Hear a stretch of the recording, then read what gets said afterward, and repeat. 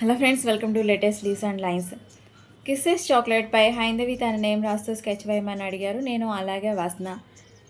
Kisses అని రాస్తూ గ్రేతో కొన్ని లైన్స్ గీస్తూ 2 చాక్లెట్స్ను నేమ్ పైన వేస్తూ బ్లూ షేడ్స్ యూస్ చేస్తూ చాక్లెట్ డ్రాప్ షేప్లో బ్యాక్గ్రౌండ్ను వదిలి స్కెచ్ని వేస్తూ పెన్సిల్తో షేడింగ్ ఇస్తూ బ్లాక్తో హైలైట్ చేస్తూ హైందవి నేమ్ రాస్తూ స్కెచ్ వేస్తున్నా.